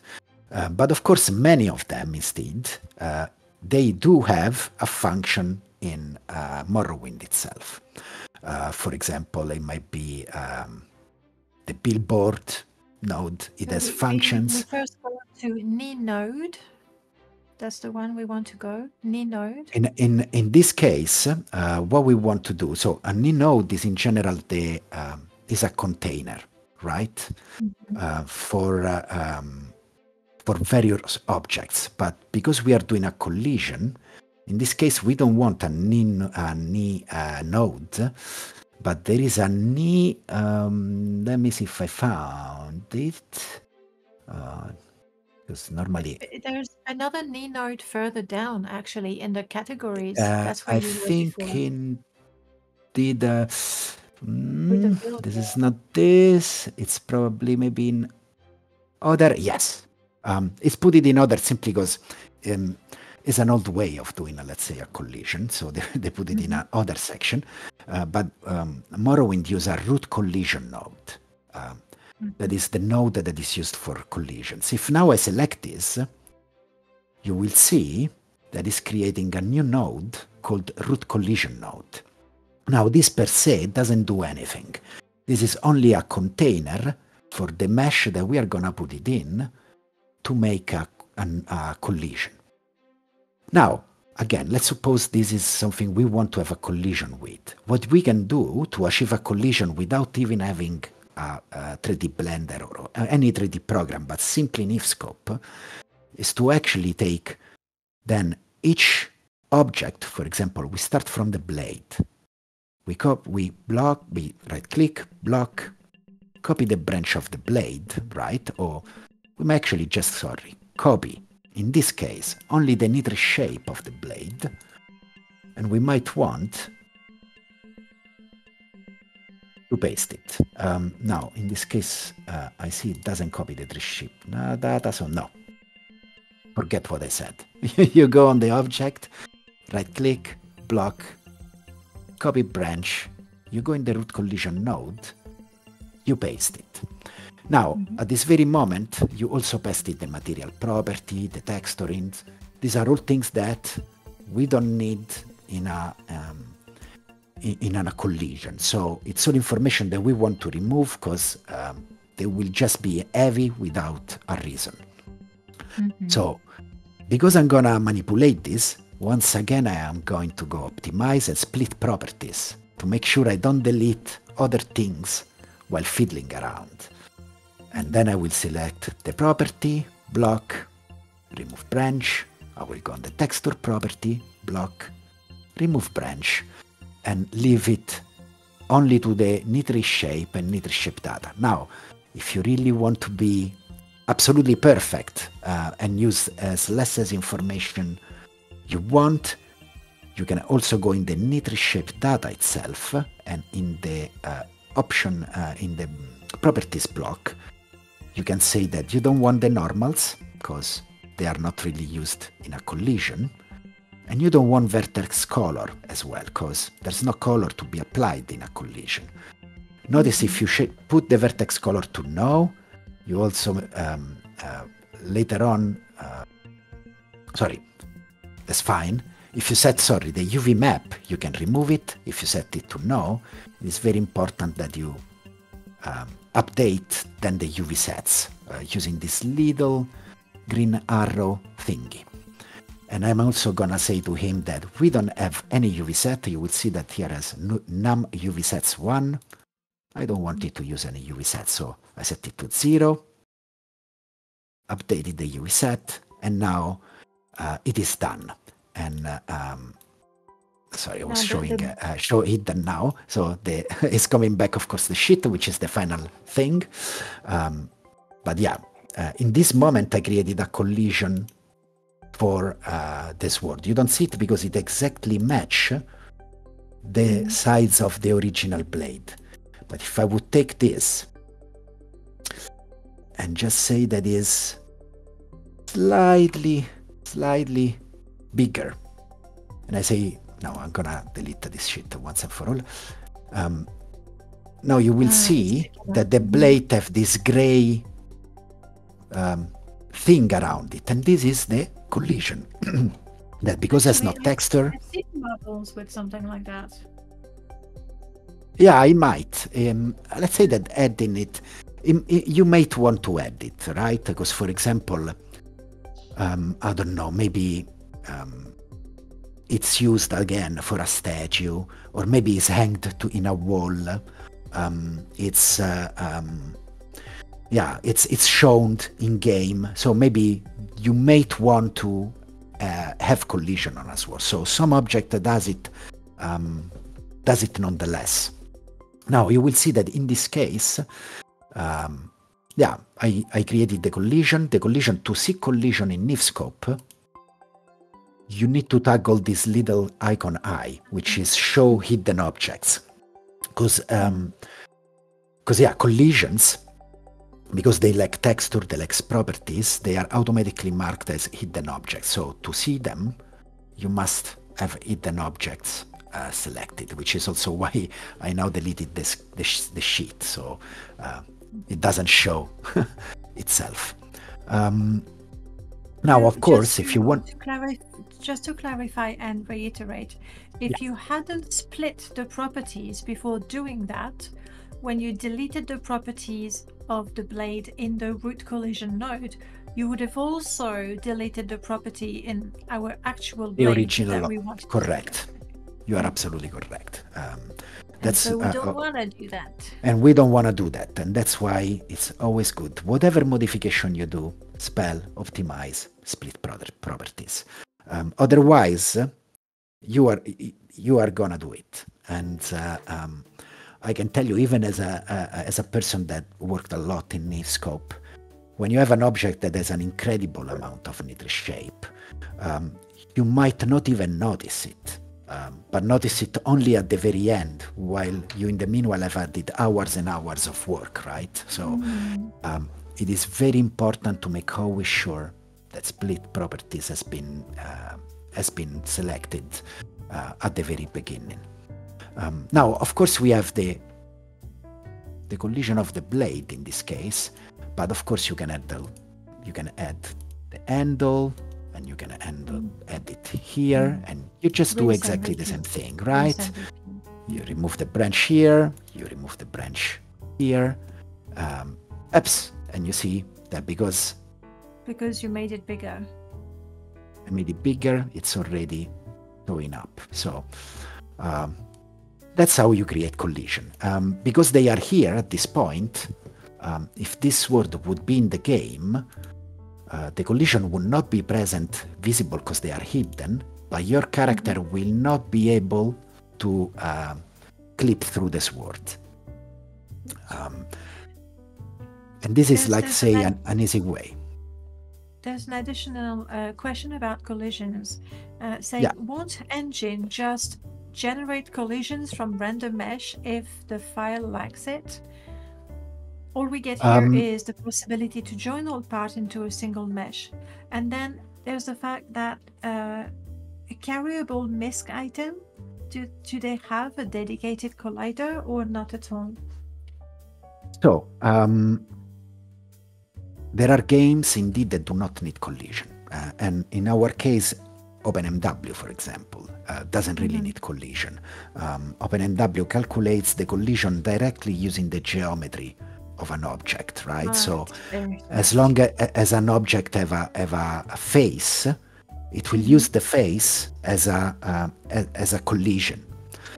But this, of course, is mainly a modern engine. An engine like the original engine of Morrowind, it cannot it does not function in this way. It needs the collision to actually know where a collision stands. So you will have to have it. Regarding the merging, yes, in general, if you really want to be as optimized as you want, it is a very good thing to do indeed. You could take, what you could do, you could indeed take each part of the blade, you could copy it in a separate node, right? So you could right click, you go on block, you insert a normal knee node, so it's simply a container, and you could copy all the tree shape of the blade, adding it to the knee node and merging it together to create one single blade, and then use this as the main shape for the collision. Though I also want to say that while this is very good for little objects, such as a sword, or an armor, or a glass, we need to keep in mind that when it comes to collision, not always bigger is better. In the sense that the engine of Morrowind goes very heavy on collision. So every time there is a collision, and for example, there is an NPC, the engine starts calculating all the collision and the, it does all the math around the collision and the NPC, which it's very heavy for the engine to work with. This means that if you have a collision that is huge, like for example, take the Palace of Vivek. If you take the Palace of Vivek, or you take the Gret trees made by Melchior, by MD, you will notice that by opening it in Niscope, the collision is actually cut. It's not one single big object, but it's cut in quarters, because when an object is too big, having a collision that is too huge becomes too heavy for the program to calculate. And it brings a slowdown and a loss of FPS, and so on and so forth. So when it comes to collision, you can indeed merge all the mesh, all the shapes, and apply it as a collision. But when the object becomes substantial in size, like a house or a big tree, it is better to have it separated. It's simply lighter for the program to calculate. But indeed, it's something you can do, and it is good to know. Yeah. Okay, thank you. And there was the third, I don't remember it. The third question. I have, it's something, was that everything you wanted to show us on the sword? Optimizing, merging? So I would say for now, I would say it's more or less everything, yes. The made of the collision, that was very important, I think, in case someone wants to make an object. So yeah, I think more or less that is it for the moment. Yeah. Then I do have a final question. That's a question that was there a while ago. Is there a risk of Niscope actually breaking some nifs? Are there things that you should never attempt with Niscope? So in general, opening an object in Niscope is absolutely safe, as long as you don't save it, as long as you don't modify it. It is absolutely safe. As it is in general, absolutely safe even to just open a mesh, even save it and then close it. I don't know why you should do it, but it would be safe as long as you don't receive any error when loading the mesh. Because indeed there might be that an object have certain options, certain properties that are set via Blender, for example, that do not really correctly translate into Niscope. It is a rare occurrence when it comes to Morrowind, I have to say, unless you are importing objects from other games. But it is good to know, yes, you may broke it. Yes. I make an example. It's an easy, very way that I did multiple times. I'm doing a collision, right? And as I said, it is a good thing when doing collisions. You go in your Nitroship data and you say it has non-normals. But if by mistake I say that this object has no vertices, and it's telling me, of course, already, there is a warning generated while rendering the mesh. Because this block, the 23, which is this Nitroship data, block number 23, the numbers are given by hierarchy, right? So it's 23 because it's child of the 22. Well, now it has invalid properties because we say that there are no vertices at all, which of course break the object itself. If now I go and save this object, this will never reopen again. And I suppose, I never tried it, but I suppose that if you use it in Morrowind, it will crash your game. As soon as the sword will try to render, it will probably crash your game completely, because the engine will not understand what the heck this thing is. Yeah, it doesn't know what to do with it. The example that was given, and I know again, creatures, animations, that's not your scene, but the example that was given was skinned creatures with animations. Indeed. Animations in general, now maybe we can do another time, because you can slightly modify an animation also in Niscope. So it's something you can manipulate as well. And in general, when it comes to animation, you must be doubly more paying attention on what you do, because indeed you can break it pretty easily by modifying the properties. Sometimes even indeed, depending on what it is done, simply by opening it and resaving it. And as well, when working with animation, it becomes super important what I showed at the very beginning about the transformation apply. Because when you work with animations or skinned objects, anything that is tied to a part of a body that move, if you do not have the correct data when it comes to the translation of the object, so where it is positioned in the space, and so on, and where the properties are applied, it will definitely break the animation itself. And it's also to notice that those two things, like the translation of an object into animation, they might act differently between OpenMW and the vanilla engine.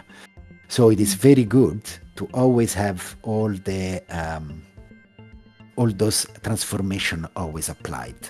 Otherwise, you might find yourself that they work in vanilla Morrowind, because vanilla Morrowind reads the animation in a certain way. Then you load it into OpenMW, for example, and the part of the object is moving in completely another way or in another position. So, very good to know. It can break things, so pay attention on what you do. Now, again, in general, to viewport, and if you follow the more or less the things I've done, you are safe. In general, it is always good if you are not sure of what you are doing, to always make a backup of your original NIF file, so that you can always put it back if it's needed. Once you have your backup, I encourage you actually to try all the options of an object to see what actually it does. And what I even suggest more is to open different meshes that are part of Morrowind. And you will see different kind of nodes. You will see root collision nodes, Niswitch nodes, and all of those nodes have a different function.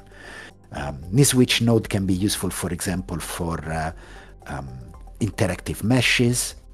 For example, herbalists may use it, right? So a tree has something, you use a Niswitch node, so you have also the mesh that once activated show that doesn't have berries anymore. Different nodes can do different things. I really encourage everybody to go into each one and discover what they do, knowing that, again, you can always copy and paste nodes between different objects. therefore creating very interesting mix. I would say at the end, the limit is really your fantasy.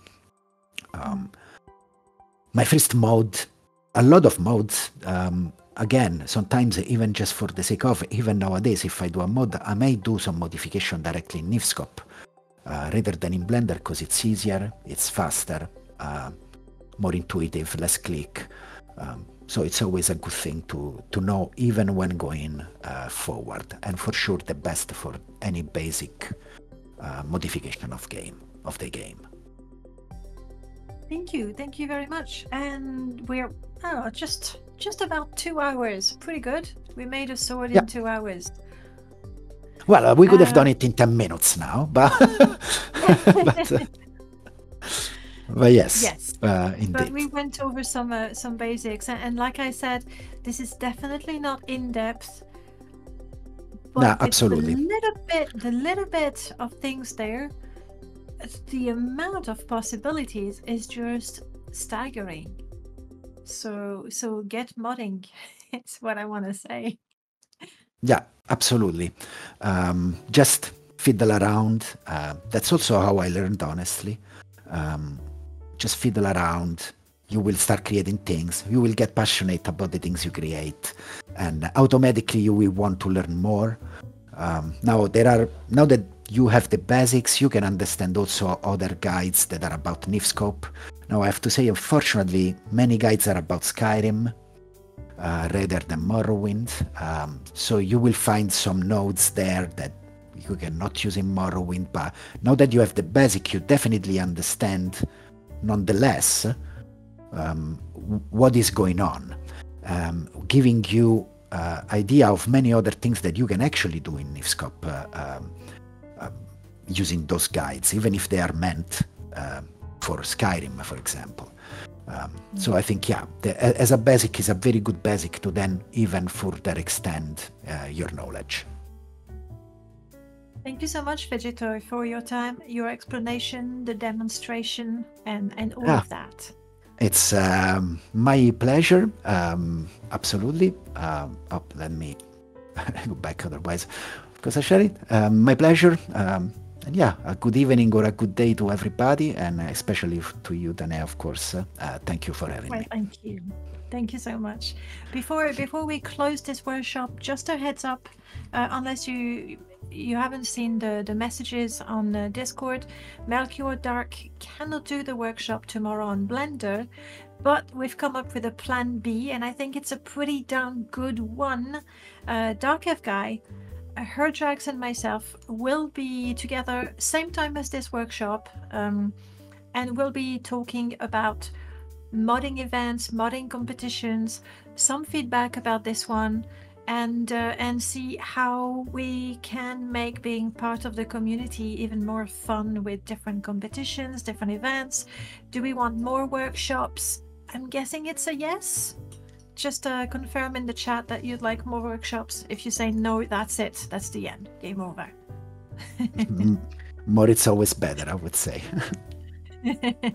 Yes. So tomorrow there's going to be Dark F Guy, Hydrax, and myself.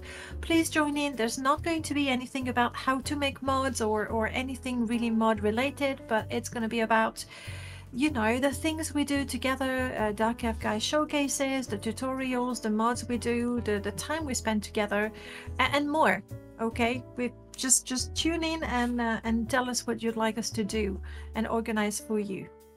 That is the last word of the evening. Veggetto, thank you so much. Really appreciated it. And thank you all. Talk to you soon. Bye bye. Bye everyone.